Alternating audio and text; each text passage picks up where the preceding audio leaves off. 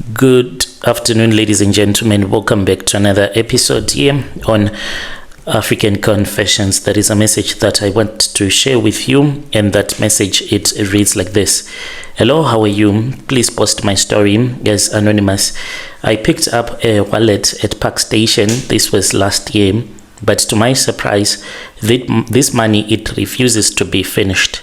And I even gave my baby mama, as I am sending you this story of mine on the 10th, I just gave my baby mama some money so that she can buy some back to school stuff. You know how much I gave her? 7K for a guy that does not go to work. She asked me, where are you getting this money from? Did you hijack someone? Are you going to get arrested? So I can't tell my baby mama the truth. Me and my baby mama, we have a son together, but already she had another child who is already in primary school. This is the first time like ever contributing towards that boy, because all this while I've been broke, I've been unemployed, and I can't tell her that I have this money that I have, and I've been thinking of taking him so that we can find a nice place to stay together, because as I am speaking with you, I'm staying at my auntie's house. So my auntie, as for now, she is still in Durban. She has not yet returned back from the Christmas holidays. She went to Durban to be with the family there in KZN. So this money, it keeps coming back. After I had given my baby mama the 7K, when I returned back home, then I found out that the money was there. So this money, the way that I send it, like I have to deposit it into my account. If I want to make a transfer, then I make a transfer. Like this money, it keeps appearing physically, and I got this money after I had picked up a wallet at Park Station. Let me talk to you now, because most of the people, they'll think that maybe I am lying, but this money is there and it is for real. I'm a South African man. I am in my early 30s. I stay in Randfontein, and I'm not spiritual like that. I've been staying here all of my life. I'm not that type of a guy who believes that there are dogologies and stuff. I'm just normal, or at least I was since last year. This thing, it started in December. It was a week before Christmas. And when I had to go to Park Station with my auntie, she was traveling to Durban. I was just accompanying her. Then I drive back home. We were carrying the bags and helping her find the platform. You know how Park Station is. So my auntie, she hates going there alone. So we were standing near the platforms when I saw it. I saw a guy. This guy, he had like a suitcase that he was carrying, and he was looking around, and he was holding like a flyer. I don't know what he was holding. And then that was when I saw this man. The man dropped his wallet. I'm not guessing, I'm not assuming. I saw that the guy that was walking past us, he had dropped a wallet, and I saw it clearly. And when I saw this wallet falling from his back pocket and landing on the floor, this man did not notice. He kept walking straight into the crowd. Just for a half a second, I just froze there. You know, Josie is Josie. And I thought that maybe they were trying to set us up, but then I said, to set us up, I don't have any cash. So then I just walked, and then I picked up that wallet, and I returned back to where my auntie was. She did not even notice anything. Even another boy that I was with did not even see anything. There was a girl that was walking just behind that man. This girl, like, she was beautiful. I think that the boy that I was with thought that I had gone to speak with that girl. I even thought of calling that man after I had picked up the wallet. I even thought of shouting, "Boss, your wallet." But no, I said, let me just do this. I want to see if this has money, because it was thick, it was fat, it could not even breathe. I picked up, I looked around, and I saw that there was no one that saw me, including my auntie and my boy. The man was already gone. He was like swallowed by the crowd. I even tried looking, but to tell you the truth, I was just looking so that I can just have confirmation in my heart that, oh, at least I tried to look for this man that I felt to see him, so let me see what is in his wallet. So I opened the wallet slowly and I was checking if there was some money. Inside there was cash, but I did not know how much it was. When I got to the vehicle, that was when I counted the cash, but I did not want my other boy that I was with to see me. So I just opened it up and I saw that there was money. And then I drove back to Randfontein as fast as I could because my mind was on that money that was in the wallet. But whilst I was still walking out of Park Station, I saw that there was a metallic driver's license that is from Zim, one of those old ones, and there was nothing else except for that driver's license. So that metallic thing already made me feel uncomfortable. I don't know why. I did not even want to check his name because I did not want my buddy that I was with to notice that I have something. So I just dropped off that license. I just found a place and I just dumped it. And then we got to the car and we drove back to Randfontein. I dropped off my buddy and I came to my auntie's house and I locked myself up and then I removed the wallet. When I removed the wallet, that was when I counted the cash and I saw that it was 9k. This was like a lot of money. I said, this is what I have been looking for. You know, it was December time. The pressure was heavy. I had nothing. I had not bought anything for my baby mama. My son needed clothes. I was tired of looking broke in front of my baby mama. I took the cash and then that was when I went back to town and I went to this other clothing store where I bought clothes, proper clothes, not your cheap ones, for my baby mama for the first time in a couple of years. Bought a nice sneaker, and for my son and for my baby's mama's son. I felt like a man again when I was walking out with the sneakers, with the clothes. Even if it was just for a day, I said at least, you know, each and every dog has its own day.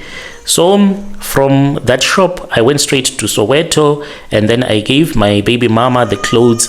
My son was happy. Both of them, they were happy. They were hugging me. Even my baby mama, she was like, wow, thanks.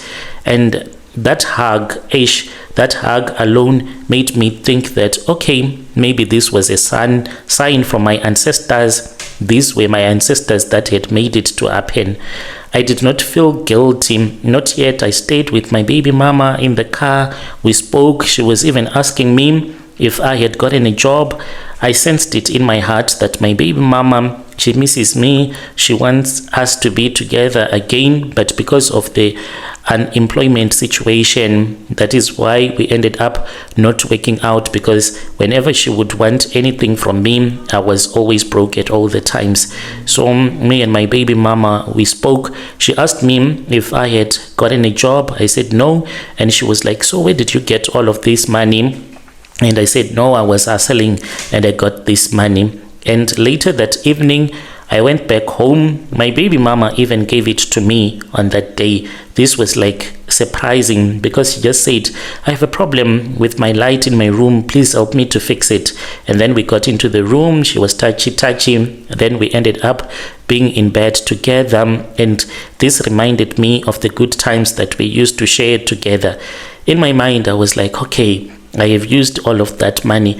Maybe I should have used it to start a smaller business, you know. Maybe I was supposed to do it like starting a business than to buy the expensive sneakers and a couple of t-shirts. I was even blaming myself when my baby mama was sleeping on my chest, because I was like, maybe this was an opportunity from God.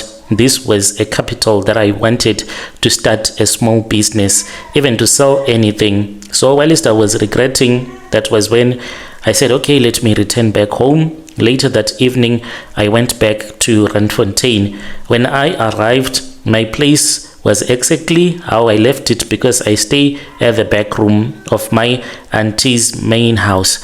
When I got in, everything was fine. Door locked, windows fine, dogs barking, no signs of anything strange or of anyone that had entered into my room. And I did not even think that there might be someone that would have even bothered to enter into my room, because there is basically nothing in there. So then I opened the door.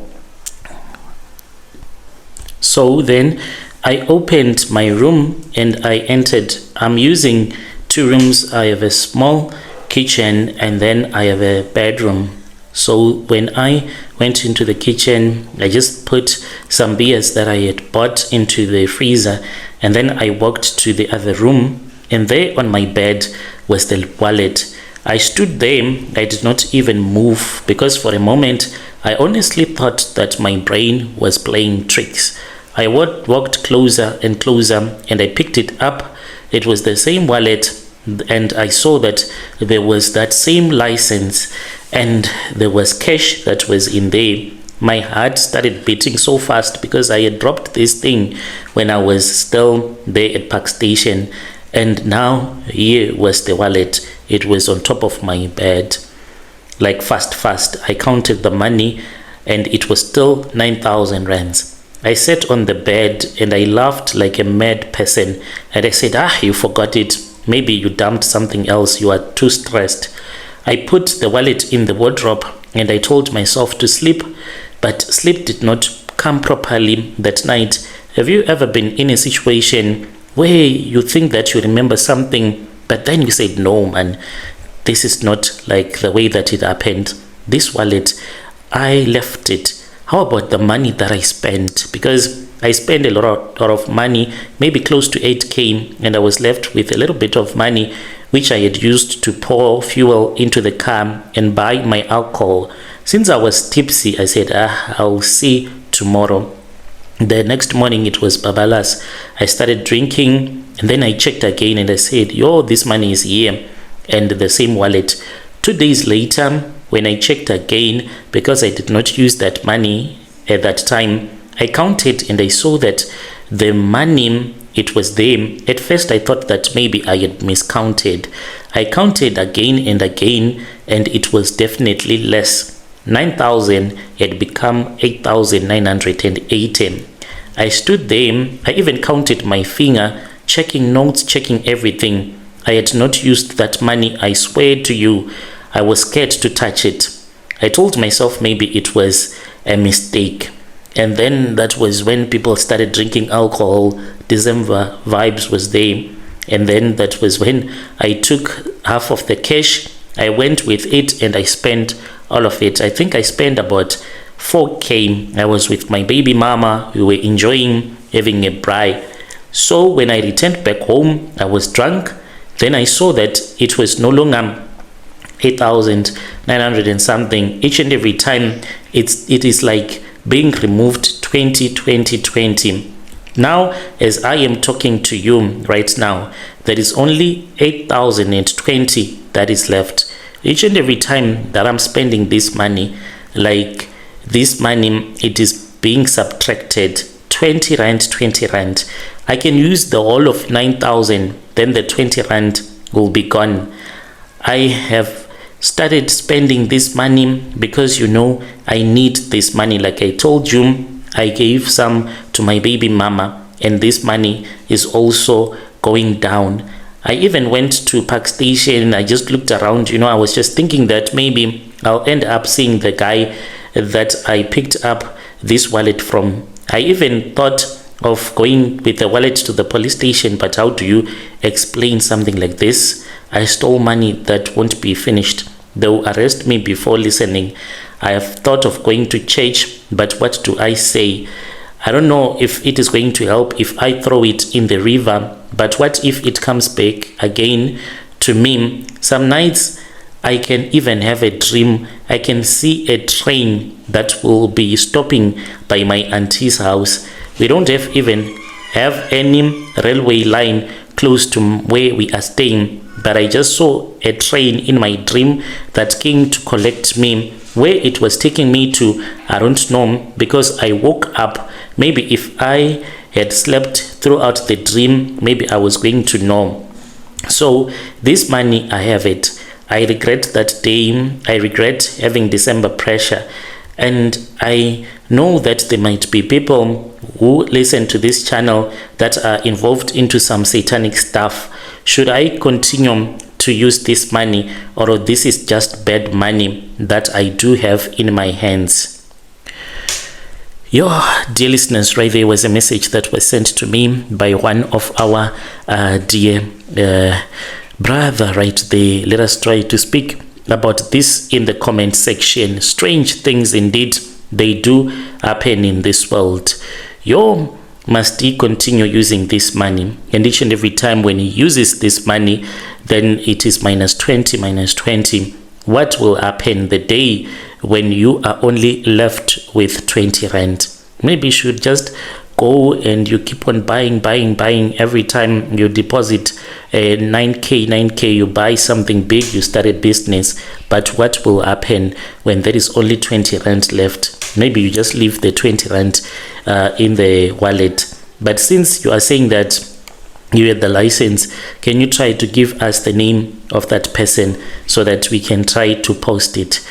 Then there is another message that we received, and that message, it reads like this. Hi, how are you? I'm a South African man. My transport business was doing well, and I've been offered a shortcut, and I am willing to take that shortcut because I want a big contract at the mine. I'm a South African man. I am aged 45. I stay on the West Rand. I started transport business in 2021.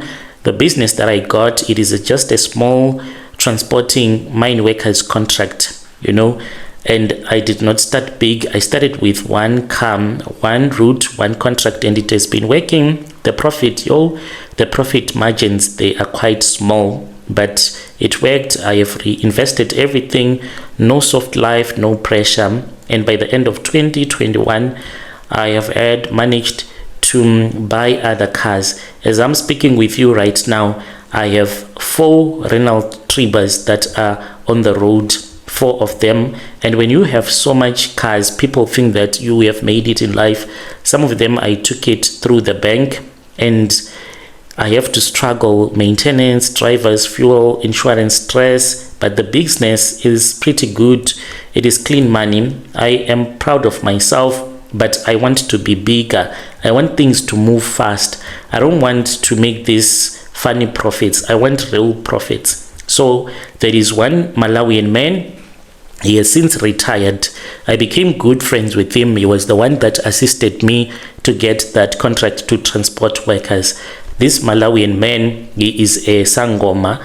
One day, he started speaking with me, and he said, if you want to go big, I can assist you.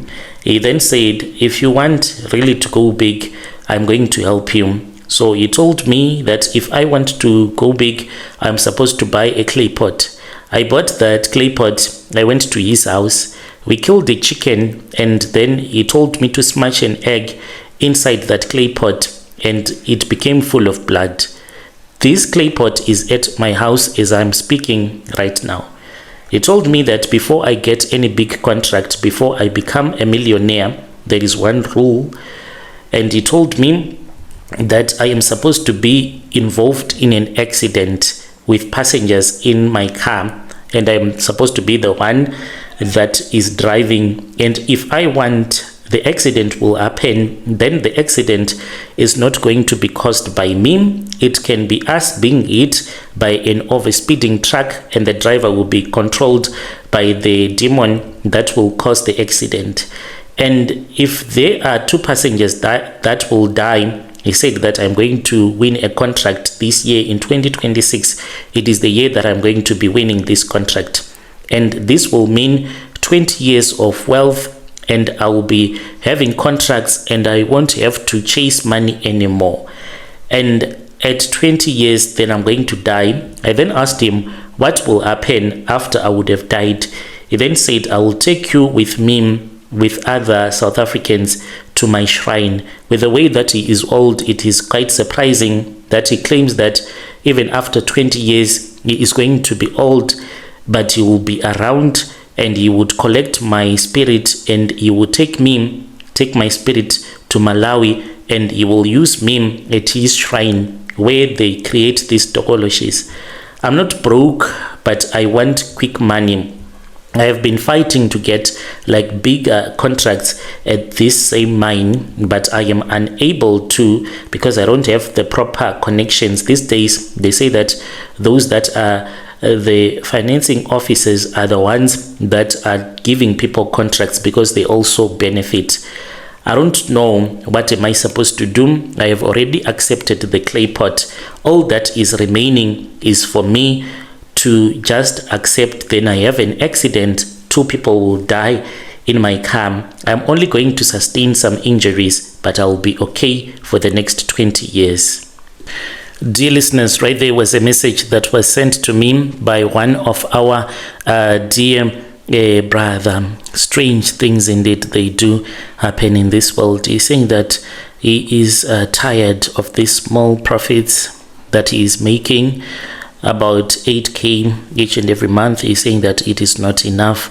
I need more, and at that mine there are always contracts that are coming out, so he wants a big contract. Let us speak with him in the comment section. Then there is another message that was sent to me by one of our dear brother. The message reads like this: hello, how are you? I'm full of regret because of the things that I did. I'm a South African man. I was married once to the love of my life. We met when we were still in university. She was everything that I ever wanted. But the marriage, unfortunately, it ended really badly, very badly. After the divorce, I was left broke, like proper broke, house gone, car gone. Even some of the people that claimed to be my friends, they were just gone. Even my dignity, I was left with none because I moved back and started staying with my grandmother. My ex moved on fast, new life. She looked happy. As for me, I was angry, I was bitter, I was empty inside. It was in the year 2014, and that anger kept on growing inside of me, especially the time when I had to commute with a taxi. Yet I was someone that was working and having a great job. I wanted revenge, not money revenge, not going to court revenge. I wanted her to feel pain the way that I was feeling that pain, and that is the truth that I'm not proud of. Someone that I trusted told me that if you want justice, don't trust the lawyers. They will just keep on making you to spend money on legal fees. So this friend of mine, surprisingly, even though we went to the same church, told me that there was an incident that had once happened at work, and then they had to seek help from a Zim Sangoma. And I said, really? So people, they do this? We see them driving nice cars, we see them coming to church and giving testimonies, but in the background at night they are being assisted by sangomas. And he said, yes, we were assisted by a sangoma and we managed to retrieve the assets that we had lost. I said, I want this. He said, if you want real revenge, if you want this woman to be crippled, because I wanted that woman to become a crippled for the rest of her life. And he said, go to Zim, she'll be walking in a wheelchair within a very short period of time. And that was when I started to plan. I had to speak with that Sangoma, and this Sangoma told me that I was supposed to be in Zim. This thing of working on the phone, it was not going to work. So the area where you were staying, the network was very poor, and I also saw that the money that I was using for airtime, it was too much, since they did not have even WhatsApp. I traveled from Johannesburg. They were giving me directions as to which bus I was supposed to get on. They had given me the phone numbers of those bus drivers, and they told me that I should tell the bus drivers that I was South African, I had no passport. They were going to do everything for me. They said that it was going to be easy since I was South African to go and to come back. I traveled from Johannesburg, and when we got onto the bus, I just thought that maybe the place where you were staying, it was very close. It was a long trip. And then we drove into the bushes, like we went into the bushes until we arrived at that village where the Sangoma was staying. When I arrived at that Sangoma's place, that was when the Sangoma looked into this other small dish that he had bought in front of us. It was a plastic dish, but you pay money so that he can see what the water will be telling him. He then said, your wife, let us not use him, let us give you something better. And I asked what kind of ritual he wanted me to do instead of revenge. He said there is another good type of a revenge when you have money. Women, they will feel hurt after dumping you, then they see that you have money, you are a millionaire. And I said, okay, that is what I want. Then a chicken was brought before me. It was like a normal village chicken. This chicken, they then threw some maize grains in front of the chicken, and it refused to eat even a single one. And I said, what is the meaning of this? Speaking through a translator, I was then told that what was going to happen was that leaving that shrine, I was going to die. I said, I can't die because I did not enjoy any money. They explained the process to me. You give your soul to the devil, but the soul has to come back to you, but only for a number of years, and it can only be counted with how many maize grains that the chicken would have eaten. And after they had told me this, I even wanted to cry, but the Sangoma said that he had felt sorry for me. What he was going to do was that he was going to make me go crazy each and every year. I go crazy every 2 months. In the year, I have to lose my mind. So I lose my mind in the month of October, and then I lose my mind in the month of March. So when I say that I lose my mind in the month of March each and every year and October, it's not like I'll be running mad throughout the year. When you see me walking, you will think that this one is okay. But once you start to speak with me, you will see that this one is mentally ill. And when I am really running mad, I even sleep with mad women. Those will be so attractive to me. I have impregnated a mad woman, and the child right now is all growing. And this child was taken by the social services after they had found that mad woman that she was pregnant. And I don't know where this child is, because I can't step forward and say that this one is my child. So I returned back to South Africa after they had given me a small bottle, which they said that it is supposed to contain my semen at all the times. So I masturbate inside them and I leave my sperms. And once it gets dry, I have to do it over again. So the life that I am living, my brother, I have money, but not millions, and I am okay. But in the month of March as well as in October, that is when I start to run mad. And when I am running mad, I do not bath, and even the food that I eat, I go outside and then I drive around looking for a refuse bin that has some food, and then I will take the food and return with it back home, even if it is food that is already rotting. And when I am mad, I'll think that this food is the most wonderful food that I have ever eaten in my life. There are days when I just sleep outside on the lawn. I don't even care about anything. And the worst part about it is that I can't use the money like the way that I thought that I was going to use this money. There is a lot of rules. In my house, there are times when I am told to just sell the furniture, then the house stays empty. Even my children, they don't understand the kind of a life that I am living. Ukuthwala is not for the weak. I regret going to Zim because I did not accomplish anything when I went to Zim. I regret making this terrible decision in my life. I still think about my ex-wife. She goes to church. She does not even know that this is what I did. What I can say is that if you are angry, please hear me. Revenge will never end any chapter. It will just write a new chapter for you.